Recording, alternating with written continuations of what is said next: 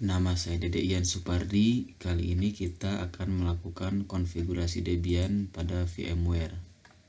Biasanya saya menggunakan VirtualBox pada Linux saya.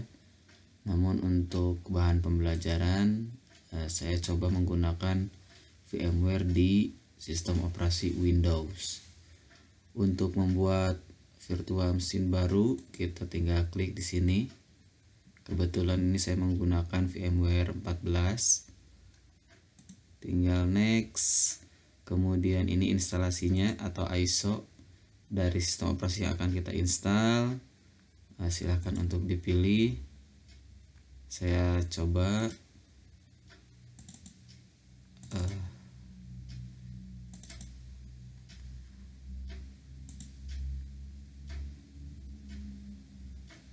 misalkan Mikrotik saja.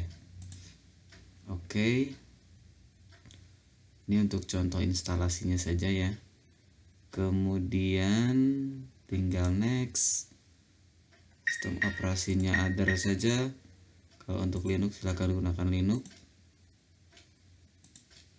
Kemudian namanya ya bebas.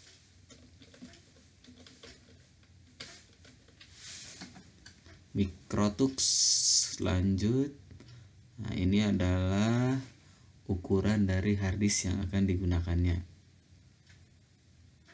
2 GB cukup ya untuk Mikrotik. Kemudian lanjut, finish. Itu cara pembuatannya. Di sini memorinya bisa kita atur ulang ya. Misalkan mau 512 atau ditulis manual, di sini juga bisa.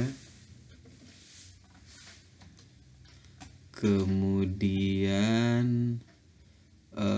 jaringannya juga sama ya, bisa kita atur, kita tambahkan juga. Misalkan ada 2 adapter dan sebagainya. Kalau misalkan untuk jaringan kita ya pilihnya di jaringan atau network adapter. Oke, misalkan yang ini host only dan seterusnya. Oke. Nah, setelah ini kita tinggal jalankan, maka instalasi akan dimulai. Itu untuk mempersiapkan virtual mesinnya. Namun kali ini saya tidak akan memperlihatkan cara instalasi Debiannya karena sama saja langkah-langkah instalasinya. Namun saya akan membuka file Debian yang sudah saya ekspor dari VirtualBox. Saya sudah mengekspor dari VirtualBox dalam format OVA. Maka di VMware kita tinggal buka saja di sini file OVA-nya. Kemudian kita boleh beri nama bebas ya di sini. Nanti hasilnya yang akan terinstall di VMware. Kemudian kita import. Kita tunggu sampai importnya selesai. Reentry saja ya. Di sini ada peringatan, tidak masalah, lanjut saja.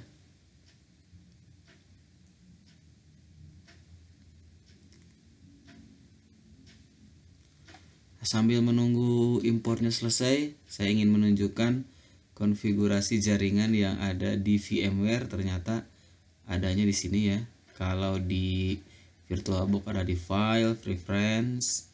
Kalau di sini ada Edit, Virtual Network Editor.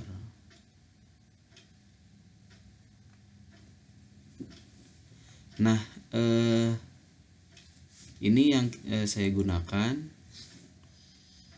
Ada 2 tipe jaringan, yaitu host only dan NAT. Nah, silahkan kalau merasa perlu tambahan boleh ditambahkan lagi. Kemudian kalau untuk merubah di sini klik change setting. Karena kebetulan user akun kontrolnya saya aktifkan. Nah, di sini ada 3, ini defaultnya seperti ini. Kalau ada masalah, nah, kemudian dilihat di sini tidak seperti ini, maka silakan lakukan restore default dulu. Setelah restore default dan pastikan seperti ini bawaan VMware-nya, baru nanti kita lanjutkan setting berikutnya. Salah satu yang saya rubah di sini adalah host only-nya saya rubah 92.168.56. Nah, ini untuk menyamakan saja dengan yang biasa digunakan di VirtualBox. Yang lainnya bisa klik di sini, disamakan. Saya coba batasi IP-nya dari 3 ke 9 saja agar tidak terlalu jauh. Oke, untuk NAT-nya saya biarkan default. Oke. Berikutnya ternyata sudah masuk ya import Debian servernya di sini. Nah, nanti nama Debiannya itu bukan yang dari OVA tapi yang kita buat di awal import tadi. Kemudian konfigurasi lainnya ternyata sama seperti yang di VirtualBox-nya. Memorinya 512, kemudian adapternya ada 2, tipenya NAT dan host only. Tapi kita pastikan dulu ya, NAT. Oke. Pilihnya juga NAT, kemudian yang adapter 2 host only-nya juga ke host only. Oke. Berikutnya kita langsung jalankan. Nah, itu untuk import file dari VirtualBox ke VMware ternyata mudah sekali. Tinggal buka VirtualBox, kemudian ekspor sebagai OVA, dan di VMware-nya tinggal dibuka import.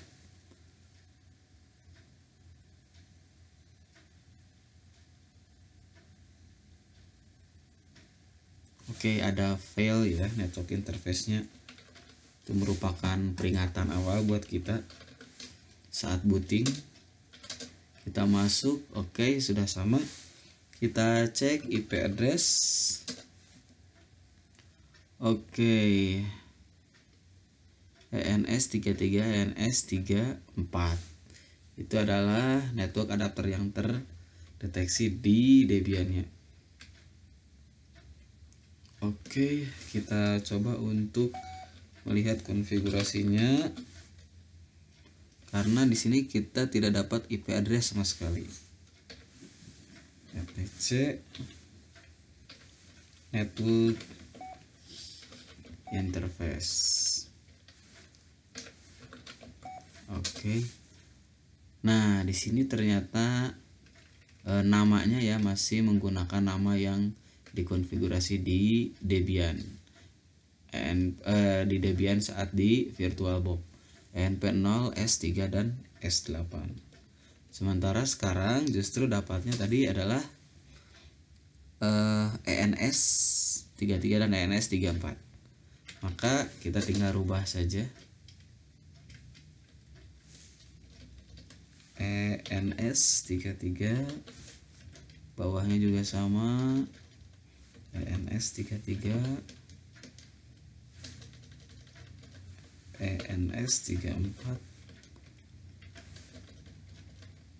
ENS34. Oke. Keluar, simpan yes. Kemudian kita restart service networking restart. Oke, kita coba lagi.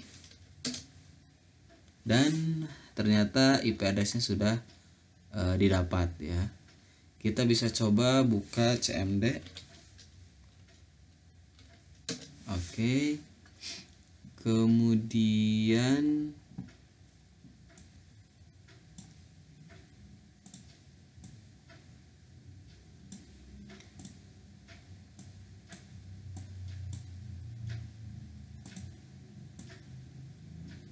iya. Nah, kita ping ya. Ping ke yang host only 56.3. Ping 192.168.56.3. Oke, sudah berhasil.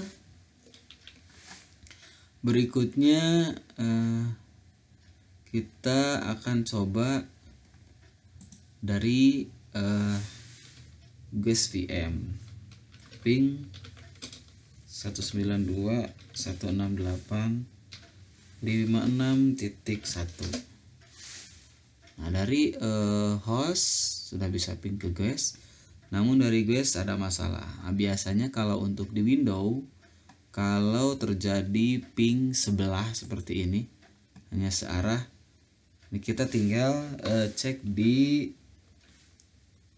firewall.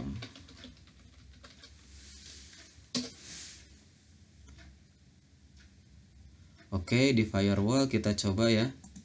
Nah, ini firewallnya kita coba untuk matikan. Nah, ternyata ini langsung terkoneksi. Berarti ini kendalanya hanya firewall saja. Tapi pada penggunaannya yang dibutuhkan biasanya hanya searah. Jadi untuk ping ini firewallnya kita nyalakan saja, atau kita bisa melakukan opsi begini, klik pada advanced setting,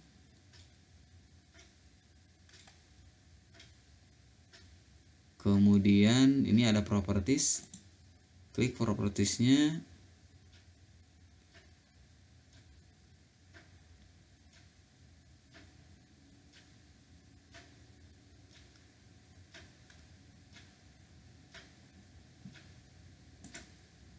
oke. Berikutnya juga kita memerlukan informasi dari adapter yang digunakan.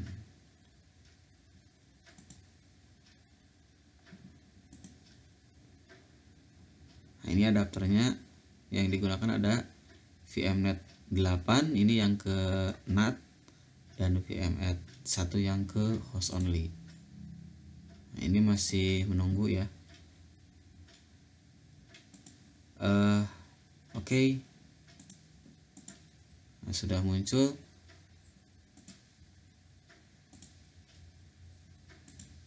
Jadi ketika kita klik properties, nah ini muncul ini pada public, settingan public, kita rubah custom yang VMnet 1, yang ke host only kita uncheck.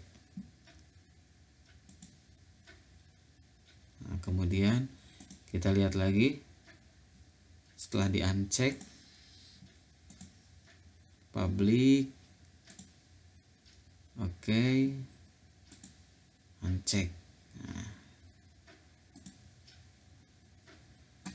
kemudian kita coba ping lagi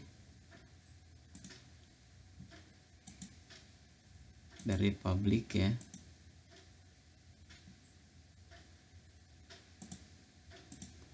Kalau sudah, nah kita akan coba kembali di sini.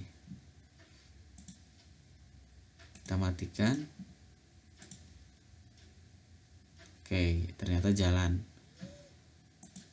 Sebaiknya kita aktifkan saja, karena yang kita perlukan adalah komunikasinya dari host ke guest. Oke, nggak masalah seperti ini. Berikutnya adalah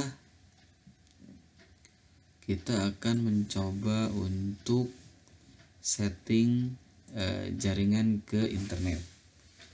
Oke, kita coba ping google.com. Di sini pun kita coba ping google.com. Nah, di sini terhubung, tapi di guest VM ternyata tidak. Nah, kita coba untuk ping melalui IP Google-nya yang kita dapat, ping 74.125.24.102. Oke, kalau terjadi seperti ini, ping IP-nya dapat tapi alamat domainnya tidak, maka berarti ada masalahnya dengan DNS server. Kita tinggal buka file konfigurasinya, resolve. Nah, di sini kita tambahkan saja 2 ya. Name server,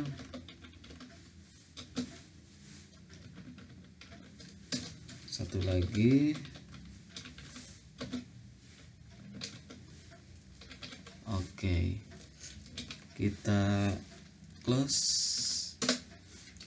Kemudian kita coba ping lagi dan selesai masalahnya. Berarti server Debian kita yang ada di VMware ini sudah terhubung ke internet, juga sudah dapat berkomunikasi dengan host VM atau host OS kalau di VirtualBox. Nah, kita bisa coba ya service yang lainnya kalau sudah seperti ini. Misalkan di guest VM-nya kita punya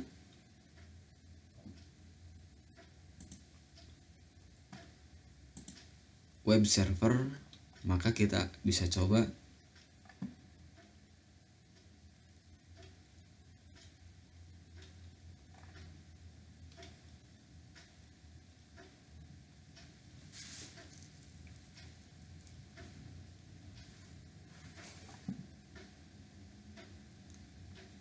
oke.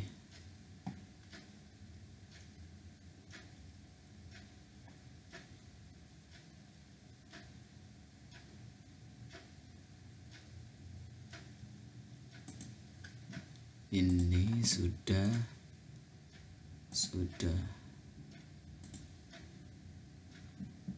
oke.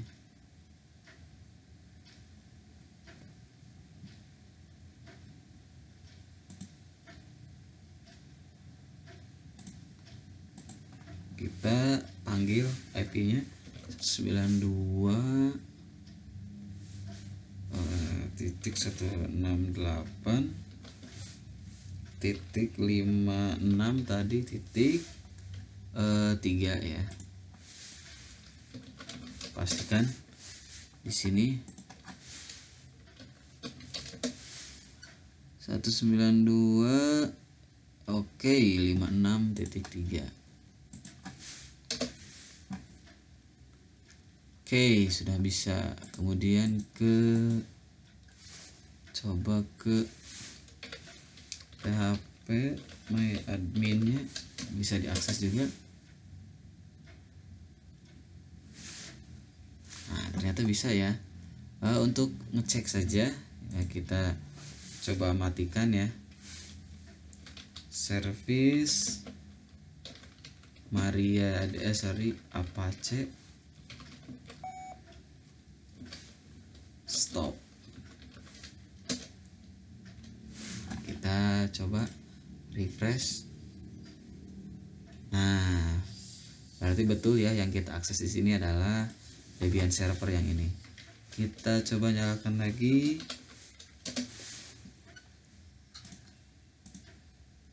Oke.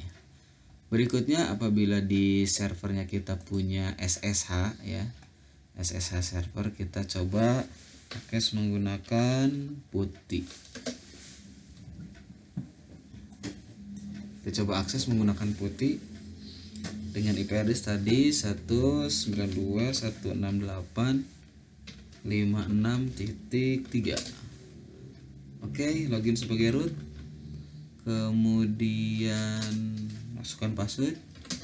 Oke, sudah masuk. Nah, untuk membuktikannya apakah ini benar terhubung ke sini ke putih, kita coba reboot. Oke, ya, ternyata betul ya. Kita remote dari putih dan di sini langsung reboot. Itu konfigurasi Debian pada VMware. Konfigurasi jaringan, konfigurasi jaringan Debiannya pada VMware. Nah, satu hal lagi adalah untuk remote file yang menggunakan fasilitas SSH ini. Kita close putihnya, kemudian kita masuk sebagai root.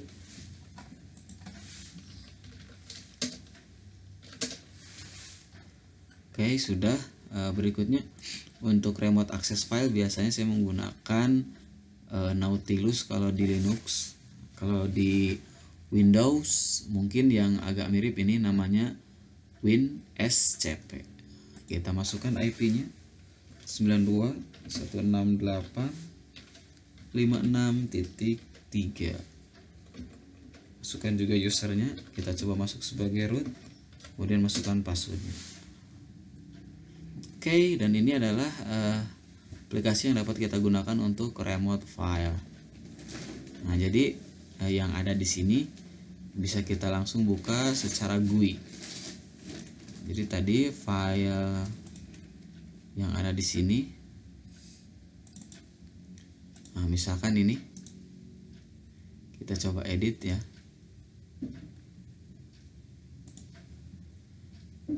Tadi kita dapat welcome screen seperti ini. Di sini juga sama. Kita coba tambahkan pada judulnya